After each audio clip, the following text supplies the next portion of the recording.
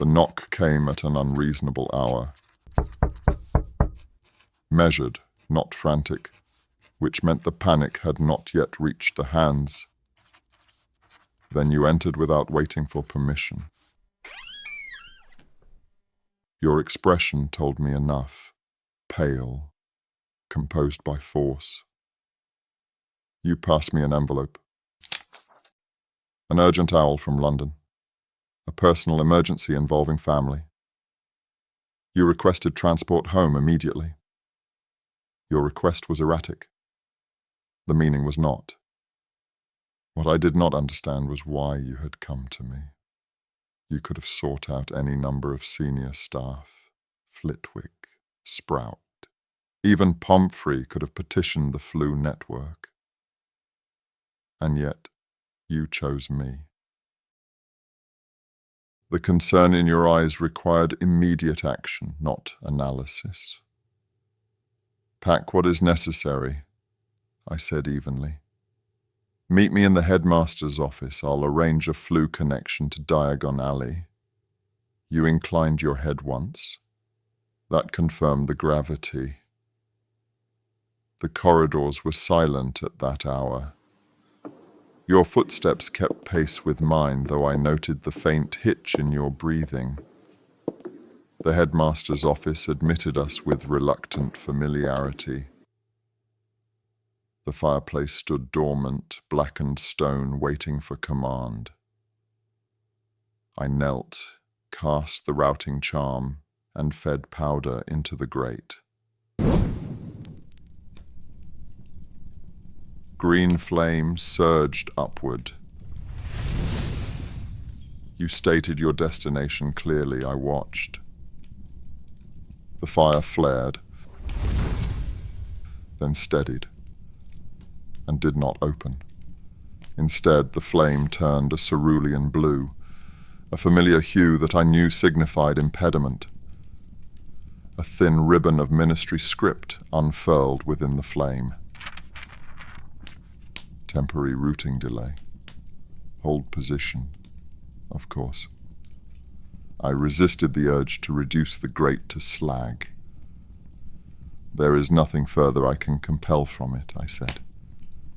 The connection is pending ministry clearance. Your hands tightened around the straps of your bag. How long? You asked. Indeterminate, which, translated, meant anywhere between minutes to hours. You dropped your bag unceremoniously to the floor and began pacing before the hearth. I allowed it for several passes. The blue light cast sharp planes across your face. Your shadow fractured against the walls. There was a pause. Will you stay? You asked. A foolish question. Yes.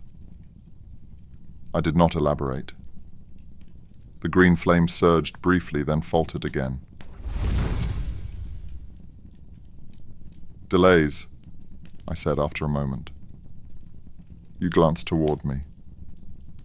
They create unnecessary space for imagination. The admission hung between us longer than intended. The office felt smaller in the firelight, contained, protected by nothing more than stone and patience. The ministry ribbon dissolved again into meaningless shimmer. Still pending. Of course it is pending. You resumed pacing, slower now, less frantic. But the anxiety had not left you. It had simply gone quiet and sharp. Minerva would handle this differently. She would cross the room without hesitation, offer reassurance in plain language, perhaps even a brief embrace. Firm, maternal, entirely unambiguous. I remained seated. An embrace would be inadvisable. You stopped pacing and stood before the hearth again, staring into the flames as though proximity might bend them to your will. Your hands were clasped tightly together. Too tightly.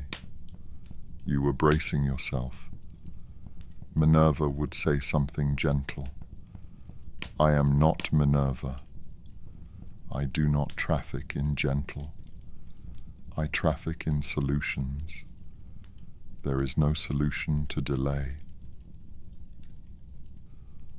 I studied your hands, pale knuckles, fingers rigid. Holding your hand would be the logical compromise.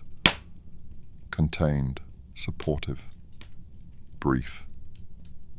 My own hands rested against the arms of the chair, cold. If I reached for you now, my hands would feel like winter, not comfort. You shifted your weight. Your breathing faltered again. This is inefficient. I stood. You startled slightly at the movement. Sit, I said quietly. You obeyed. Good. You sat close to the hearth, close enough that the light softened the lines of your face. Your hands remained clenched in your lap. This is the moment. I told myself to place my hand over yours. Simple. Reassuring. Entirely professional. I hesitated. There's a fine line between comfort and impropriety. I am not afforded the luxury of miscalculation. If you interpreted it incorrectly, no, you would not.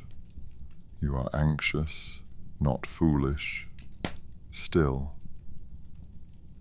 My fingers flexed once at my side, testing circulation as though that might restore warmth. It did not. I moved closer instead, not touching, merely occupying the chair at your side rather than across from you. The distance narrowed. Your hands, I observed. You are attempting to fracture your own bones. You looked down, startled, and forced them to relax. They trembled openly now. I exhaled once through my nose. Commit. I placed my hand lightly over yours. You flinched. Not away, merely surprised. Cold. Of course. I nearly withdrew, but you did not recoil. Your fingers shifted beneath mine, uncertain for half a second, then settled. You were warmer than I expected. I'm aware that my hands are less than ideal. A faint breath left you, not quite laughter. I don't mind, you said. The words were soft. Your thumb moved slightly, brushing the side of my hand as if testing whether this was temporary. It is temporary. It must be. The ministry flame pulsed brighter, then dimmed again. Still delayed. You tightened your grip unconsciously when it flickered. Instinct. I allowed my hand to remain. Minerva would likely say something reassuring here. I chose precision instead. Observe the pulse. The ministry's routing charm cycles every 12 seconds. Inhale for 6, exhale for 6. You hesitated. I began counting quietly under my breath. You matched it. Again and again. The tension in your shoulders eased by degrees. Delay is administrative, irritating, but not fatal. Your breathing steadied again, synchronizing with the pulse of the flames. Your grip did not loosen.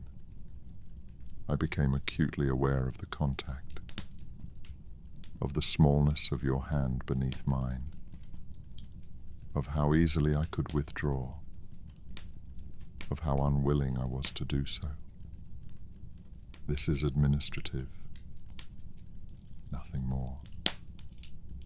The clock ticked. The fire hummed.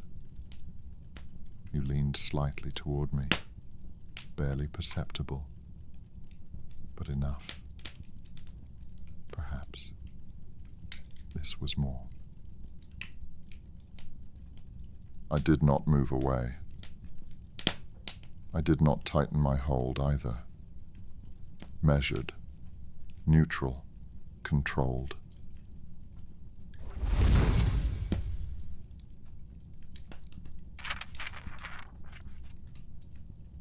The ribbon ignited gold. Connection cleared.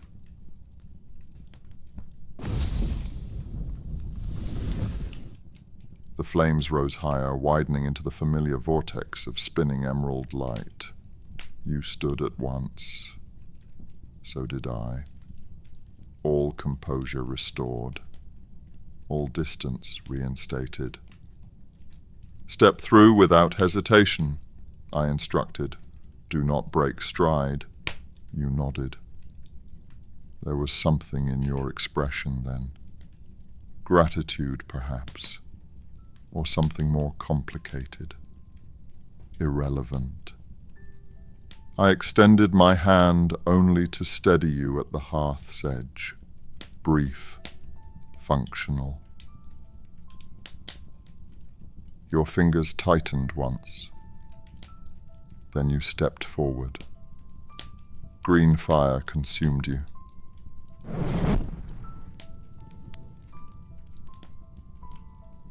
For a moment, your silhouette remained visible within the vortex.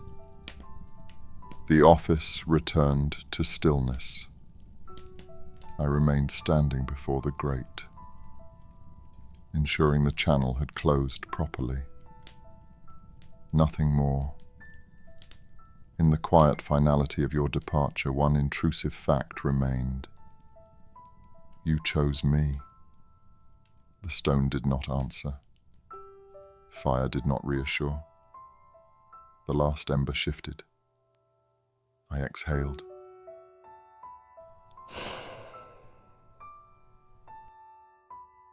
A slow breath, controlled. I turned at last. Footsteps against stone.